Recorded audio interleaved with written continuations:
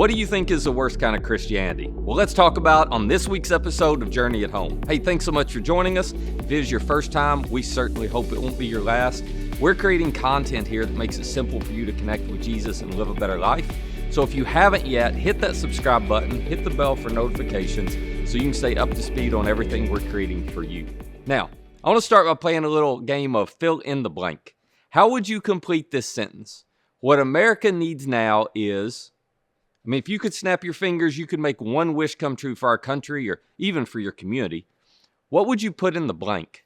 Now, if you're not a follower of Jesus or you don't consider yourself a church person or a religious person, you may have one type of answer for this. And if you're a follower of Jesus, you may have a different type, or maybe you may have a very similar type of answer. After all, I bet you've noticed it's an election year, right? They only started talking about this about 4 years ago, so we're all sick of it. Some of you are probably thinking something related to politics ought to fill that blank.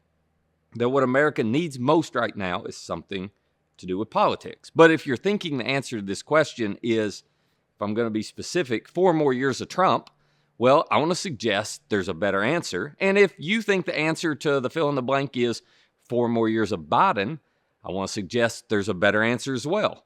I'm just going to be an equal opportunity offender here, okay? But I think whether you follow Jesus or not, by the end of this, you just might agree that what I'm going to suggest in the next few minutes is what you would actually most want to see in America. So this is the first of 3 episodes in our series, What America Needs Now. And if you're new around here, I do a series like this most every election year. I joke about the fact that I risk losing my job to keep you from losing your mind when I talk about this. But the reality is this is not a political series. We are not a political church. You will not see us waving a Republican or a Democrat flag.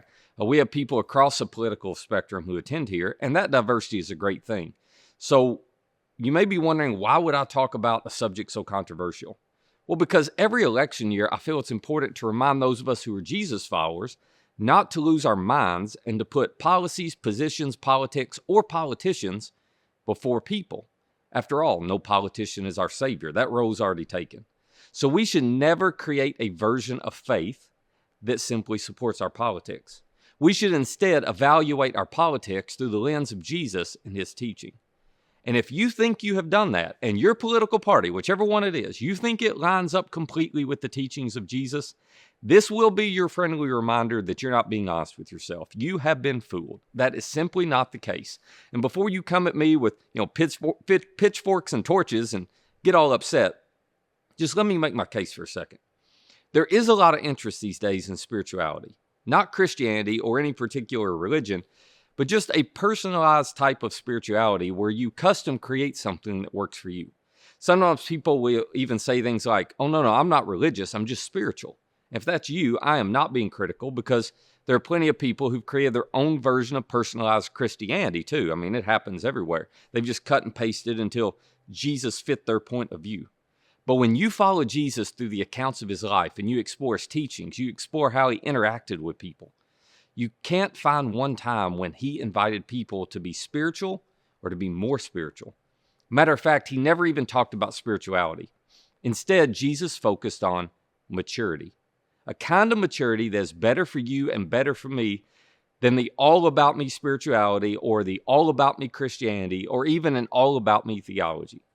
Jesus talked about the kind of maturity that invites us into a we before me mindset. It's a you first maturity, which is very different than spirituality. Now, a lot of you have experienced this difference. You just might not have the words for it. But some of you grew up around people, or maybe you grew up in a home where your parents claimed to be spiritual. They had you at church all the time. They taught you all the beliefs. They were very dedicated to their religion, to their spirituality.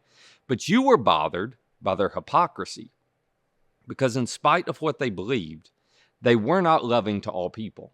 They didn't accept everybody. They were judgmental. They were self-righteous. They were cynical.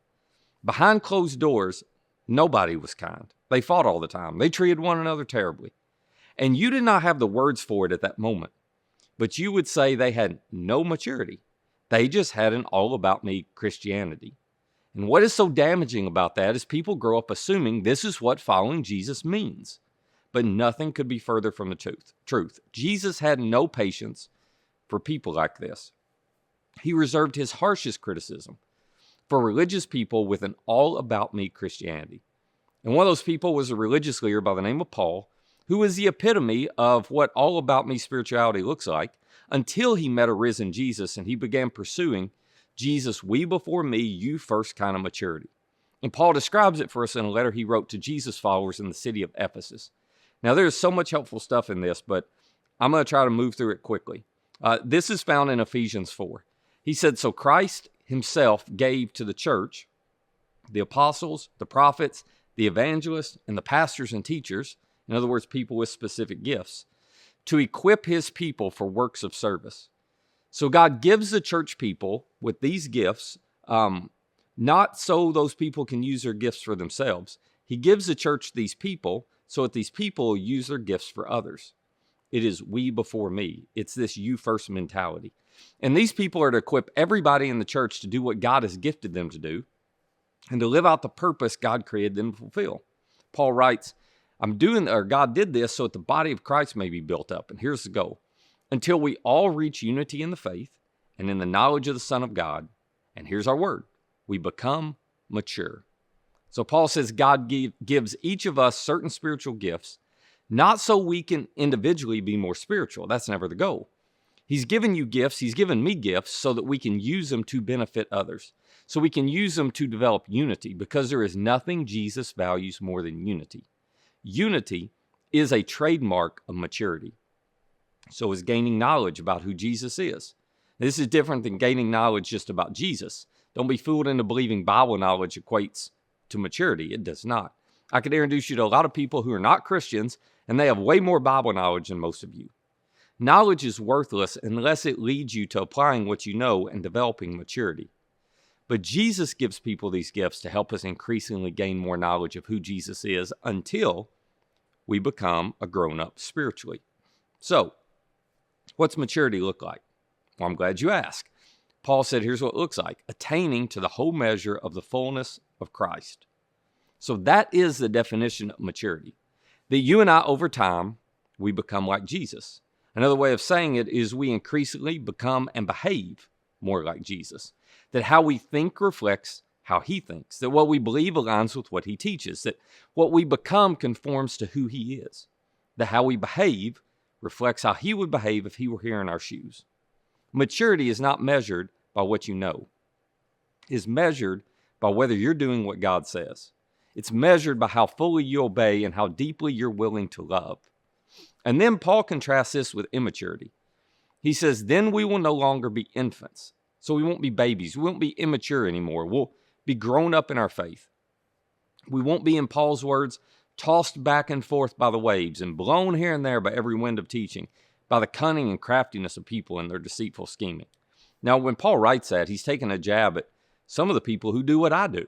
He's taking a shot at people who try to manipulate immature Jesus followers with their gift of teaching and their ability to make a convincing argument. Now, I watch this happen all the time because somebody's good with a microphone or because somebody's good in front of a camera. People just follow along with whatever they say because they seem so spiritual. They sound so deep.